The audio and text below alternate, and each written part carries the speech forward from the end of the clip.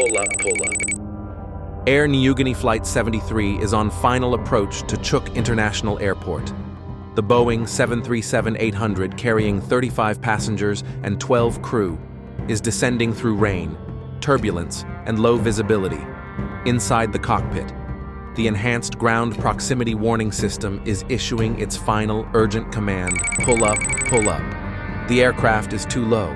The descent is unstable. The glide slope warning has already sounded.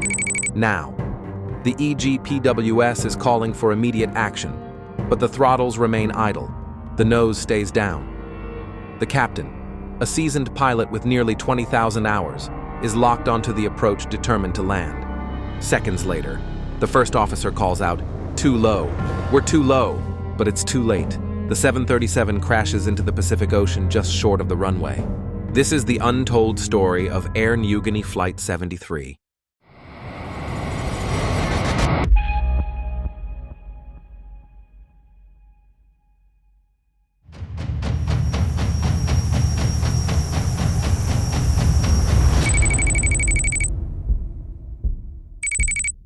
How did a standard flight, operated by an experienced crew in a modern aircraft, end this way? This is a story not of a single, catastrophic failure, but of a chain of small, insidious errors. It is a story of human factors, of a fixation that overrode training, and of warnings that were silenced by a determination to land at all costs. To understand what happened in those final, fateful minutes, we must go back to the beginning, to a flight that began like any other.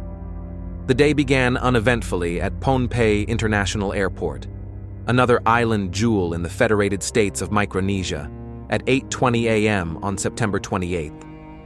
Air Niugini Flight 73 call sign PX73 lifted off the runway. Its immediate destination was Chuuk, an intermediate stop on its longer journey to Port Moresby, the capital of Papua New Guinea. This route was more than just a line on a map. It was a strategic artery.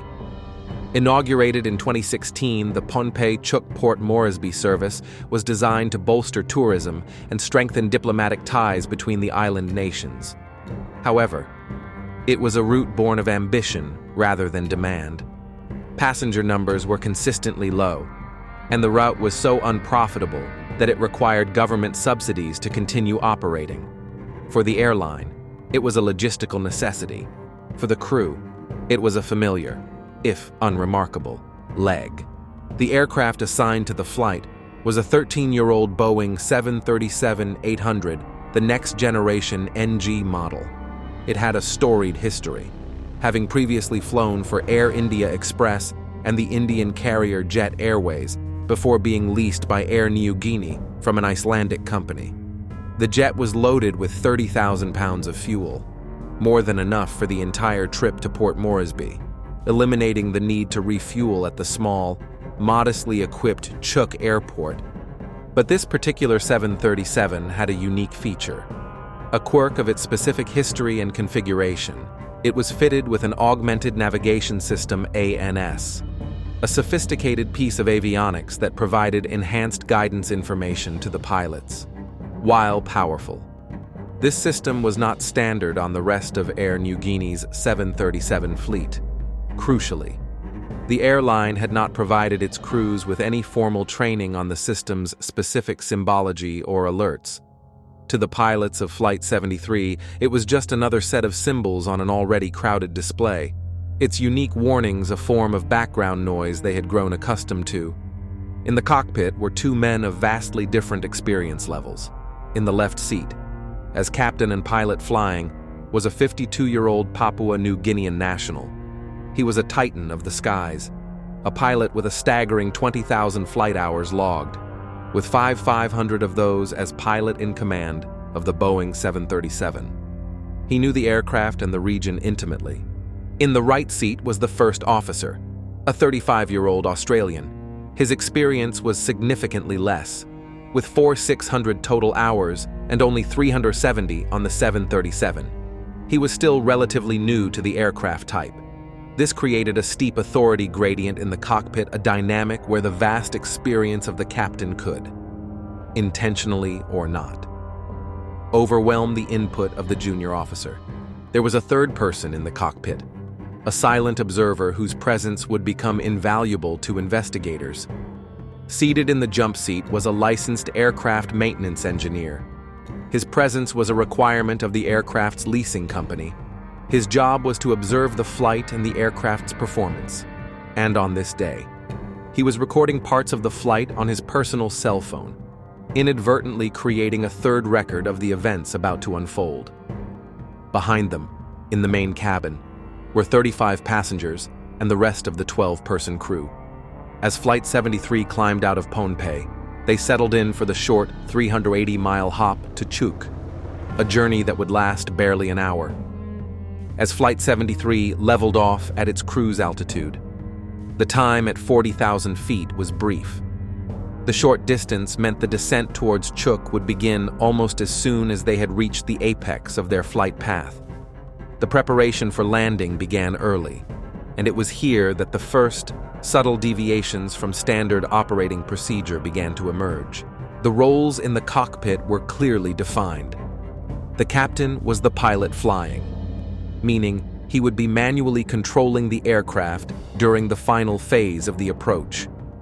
The first officer was the pilot monitoring, responsible for handling radio communications, cross-checking instruments, and calling out any deviations from the planned flight path or stable approach criteria. It is a system of checks and balances at the core of modern aviation safety.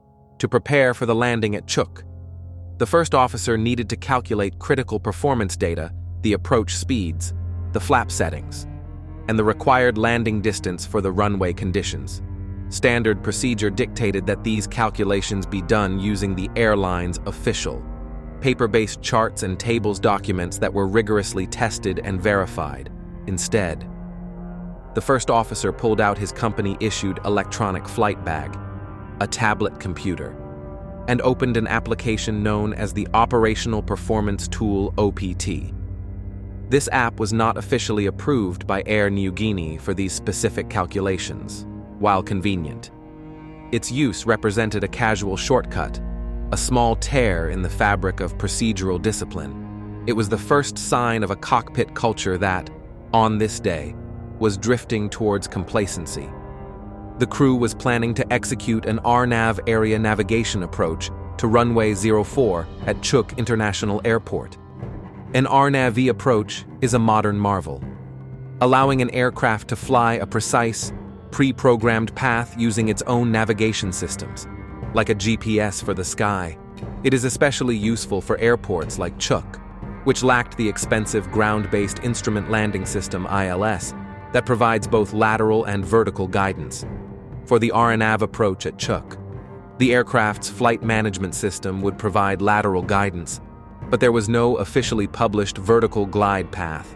The pilots would have to create their own, managing their descent rate based on altitude and distance from the runway. The approach was a series of invisible gates in the sky, defined by waypoints. They would cross the initial fix, McNo, before proceeding to Cavry. The next key point was Figby, which they were required to cross at an altitude of 2,500 feet. After that came Fasbo, the final approach fix, which they should cross at 1,700 feet. From Fasbo, their final descent began. The most critical point of the entire approach was the missed approach point, a waypoint designated HMAX. At this point, the aircraft would be at its minimum descent altitude MDA of 420 feet above sea level. This altitude was the line in the sand, if, by the time they reached HMAX, the pilots did not have the runway environment clearly in sight. A go-around was not a suggestion, it was mandatory. They were required to abandon the approach, apply full power, and climb away on a predetermined, safe heading as they prepared. The crew received the latest weather information from Chuuk's rudimentary air traffic services.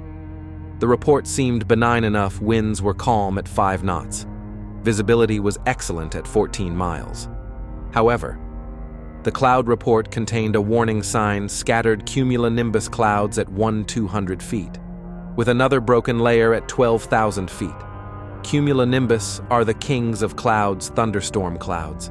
Their presence, even scattered, signaled a risk of intense, localized rain showers, turbulence, and rapidly changing visibility. It was time for the approach briefing. This is a critical moment where the crew synchronizes their plan. The captain, as pilot flying, led the briefing. He covered the basics of the RNAV approach, the frequencies, and the altitudes for the waypoints. But his briefing was ominously incomplete. He discussed the plan for landing, but he glossed over the most critical contingency, the missed approach procedure. He mentioned the initial missed approach waypoint, DMA, but failed to brief the full procedure, the headings to fly, the altitudes to climb to, the sequence of actions required to safely escape a failed approach. This omission was more than a simple oversight. It suggested a cognitive mindset, a premature commitment to landing, in the captain's mind. The flight was going to end on the runway at Chuuk. Come what may, the possibility of a go-around, a fundamental safety net, was relegated to a mere footnote. The stage was being set, a complacent calculation, an incomplete briefing, and a sky that held the potential for sudden, violent change. 35 minutes after takeoff from Pohnpei, the descent towards Chuuk began. The Boeing 737 sliced through the upper cloud layers, leaving the smooth air of the cruising altitudes behind. As they descended through 8,000 feet, the first officer switched radio frequencies. Chuuk International Airport did not have a dedicated control tower. Instead, it used a common traffic advisory frequency CTF, a party line where pilots announced their positions and intentions to each other. The sky over Chuuk was, for all intents and purposes, uncontrolled airspace on their screens. The flight path was laid out. They passed waypoint Figby at 2,300 feet, 200 feet below the target altitude of 2,500 feet. It was a minor deviation, easily correctable, but it was the first concrete sign that their precision was beginning to fray. They were established on the final approach course, aligned with runway 04 on a heading of 041 degrees. The captain's stated plan was to descend to 1,000 feet, where he expected to be clear of the clouds and acquire a visual on the runway. But the weather was not cooperating. On the aircraft's weather radar, a large, ominous patch of red was blooming directly on their flight path. Red on a weather radar is an unambiguous signal of intense precipitation and turbulence, a thunderstorm cell. The first officer, monitoring the instruments and the view through the windscreen, noted the deteriorating conditions. "Looks like we're running into a bit of a shower," he commented, his tone calm, almost conversational. The captain, his eyes focused on the path ahead, dismissed the concern. "It should be all right," he replied, his voice betraying no alarm. He believed they could fly through the rain and that the storm would pass quickly. It was a critical misjudgment, an underestimation of the power of a tropical downpour. As they descended further, the autopilot remained engaged, faithfully guiding the aircraft along the programmed path. But as they passed through 600 feet, still in the clouds, the captain disconnected it. "Autopilot off," he announced. He now had sole manual control of the 40-ton jet. Flying by hand in instrument conditions requires intense concentration, a constant scan of the flight director, airspeed, and altitude indicators. At this precise moment, the aircraft's sophisticated safety systems began to awaken. The unique Augmented Navigation System, ANS, the one the crew had not been trained on, presented a clear picture of their vertical profile. A pair of magenta diamonds on the primary flight display showed the ideal 3-degree glide path to the runway. As they continued their descent, the symbol for the aircraft began to dip below these diamonds. The aircraft was now below the correct glide path. In response, the ANS triggered a visual and oral alert. A glide slope warning flashed on the screen, accompanied by a synthetic voice calling out, "Glide slope, glide slope." It was the first in a chorus of warnings. Because they were descending at a rate exceeding 1,000 feet per minute, while below an altitude of 2,500 feet. The Enhanced Ground Proximity Warning System EGPWS came to life. This system is designed to prevent what is known as controlled flight into terrain. It screamed its first alert into the cockpit sink rate. Sink rate. The cockpit was now filled with a cacophony of automated alerts, both visual and oral. The magenta diamonds showed they were too low. The synthetic voice warned them about the glide slope. Another system warned them about their excessive sink rate. These were not suggestions. They were urgent, electronic pleas for the pilots to correct their flight path. But the crew, particularly the captain, seemed immune. Why the investigation would later point to two powerful psychological factors. First, the lack of training on the ANS meant the glide slope warning was unfamiliar, just more noise in a high workload environment. Second, and more insidiously, was the phenomenon of alert desensitization. Because Chuuk's RNAV approach had no official vertical profile, the pilots were used to triggering these types of alerts as they manually configured their own descent. They had heard these warnings before on routine approaches and had landed safely. The warnings had become like a car alarm in a busy city, a sound that is meant to signify danger, but has become so common it is ignored. They had taught themselves that the warnings were a nuisance, not a harbinger of imminent disaster. At 600 feet, Flight 73 plunged into the heart of the thunderstorm cell. The world outside the cockpit disappeared.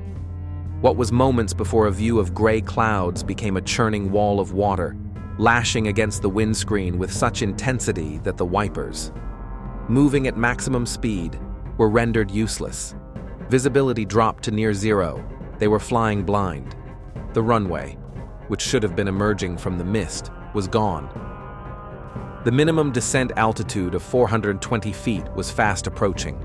The rules of aviation were crystal clear without visual contact with the runway at this point. A go-around was the only legal and safe option. But the captain was not looking for a way out. He was locked in a state of intense cognitive fixation. He was no longer flying the plane with reference to the outside world or the safety parameters. He was chasing the glide path indicator on his screen, the magenta diamonds, which showed the correct path high above them, became a target he was determined to intercept from below. His focus narrowed until nothing else mattered. To catch the glide path. He made a fateful decision. He pushed the aircraft's nose down, steepening the angle of descent dramatically. What should have been a stable 3-degree slope became a perilous 4.5-degree plunge. The aircraft was now plummeting towards the unseen lagoon at an alarming rate. The aircraft's computers, devoid of human emotion or fixation, screamed the truth. The descent rate blew past 2,000 feet per minute. The EGPWS, now sensing a catastrophic flight path, escalated its warnings to the highest possible level. The calm sink rate alert was replaced by a frantic, automated command: whoop, whoop, pull up, pull up. This is the most urgent alert a pilot can hear. It signifies that the aircraft is in extreme and immediate danger of impacting the ground or an obstacle. The synthetic voice repeated the command over and over, a desperate electronic plea to avert disaster simultaneously. The glide slope warning continued its own relentless chant. The cockpit was a symphony of alarms, each one providing an independent, unambiguous signal that the situation was out of control. In the right seat. The first officer saw the danger. The flight data recorder would later show he was aware of the terrifying descent rate and the proximity to the water. He knew they were far below the safe profile. He made a few tentative calls. Too low. "We're too low," he exclaimed. But his warnings were hesitant, lacking the assertive authority required to break through the captain's tunnel vision. The steep authority gradient in the cockpit had created a wall of silence. He was a 370-hour first officer challenging a 20,000-hour captain.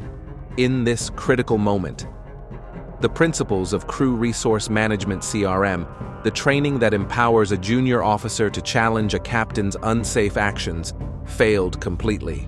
He monitored, But he did not intervene. The captain, still fixated on his instruments, ignored the pull-up command. He ignored his first officer. He ignored the glide slope warning. He had passed the 420-foot minimum descent altitude without a single glimpse of the runway. Every rule in the book demanded a go-around. Yet, he continued the descent.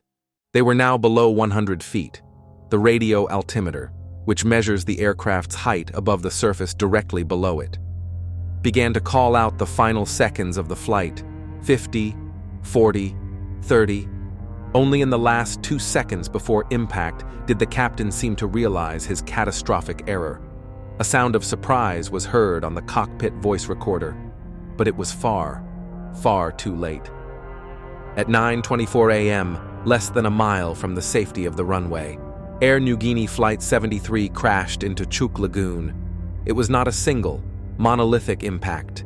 The flight data recorder revealed a brutal, skipping sequence. The aircraft's main landing gear struck the water first with tremendous force. The jet, still traveling at over 150 miles per hour, bounced back into the air for a moment before slamming down again, this time with the fuselage absorbing the full force of the impact. It struck the water several more times before the immense drag of the ocean took hold. The impact tore the right-wing engine from its pylon. Inside the cabin, passengers were thrown violently forward as the aircraft decelerated with bone-jarring speed. The water, a seemingly soft surface, behaved like concrete at that velocity.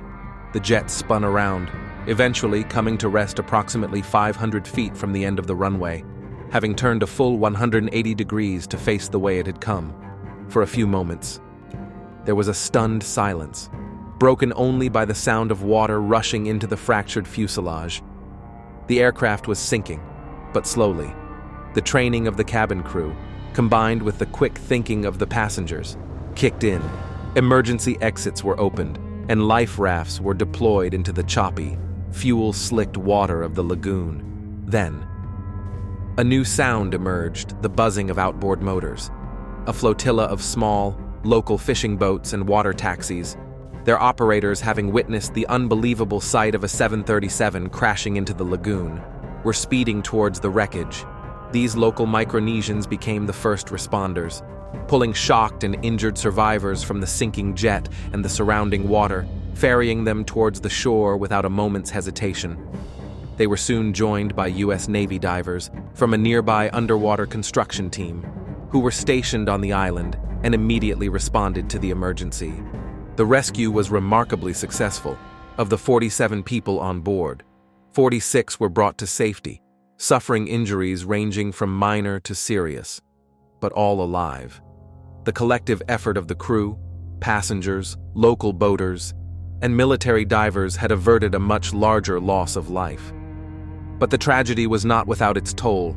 In the chaos of the evacuation, one passenger was unaccounted for. A search began immediately, but the aircraft was now fully submerged. For 3 agonizing days, divers scoured the murky interior of the sunken fuselage. Finally, they found him.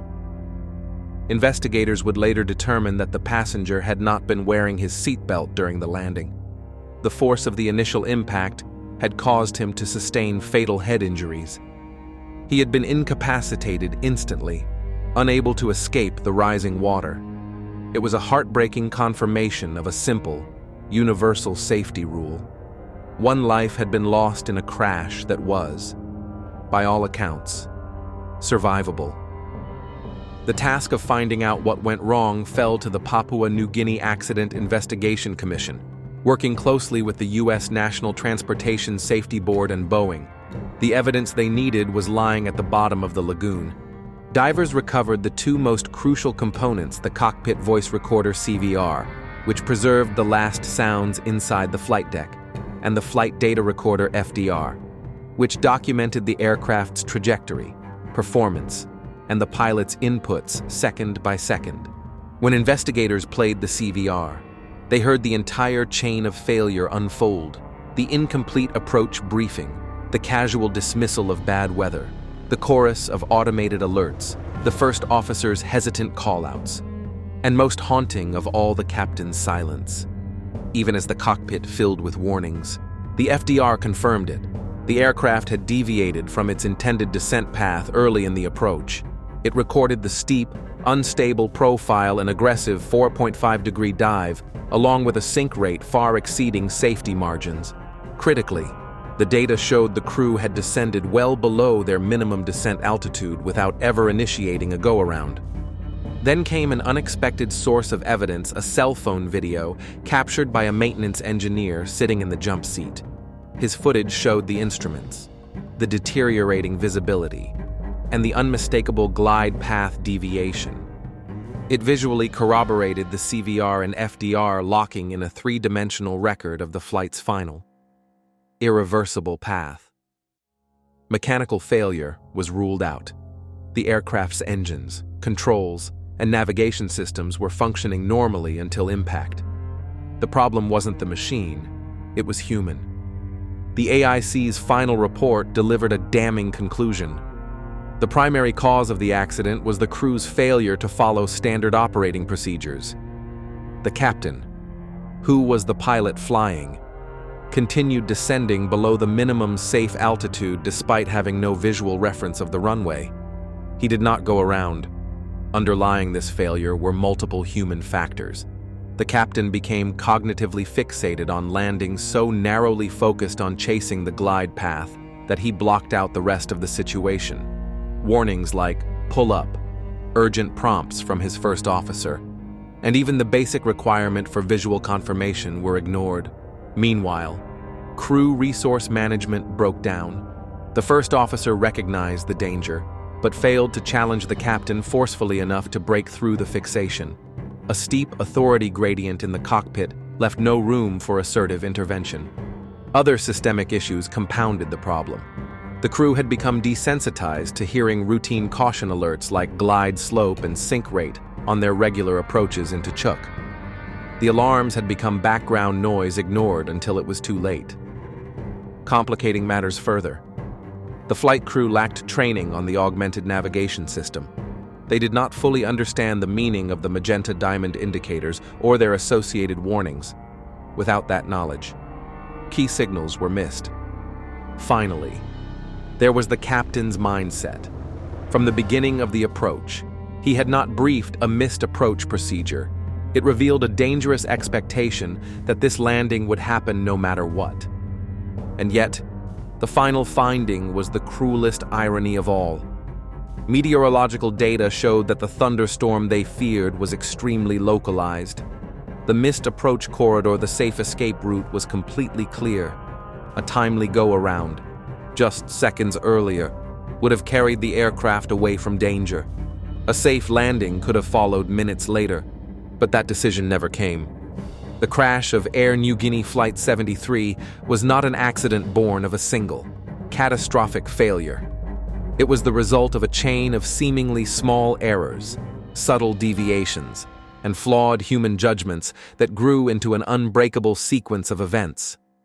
In the end, the story of Flight 73 hinges on a single, haunting question. What if? At the missed approach point of 420 feet, with no runway in sight and alarms blaring, the crew had made a different choice. What if the captain had honored his training over his fixation? What if the first officer had screamed, "Go around with enough force to break the spell"? One single decision, pushing the throttles to full power and pulling back on the yoke, was all that separated the 47 people on board from a safe landing. It was the decision they never made. Safety was just a few seconds away. On a clear path they chose not to take.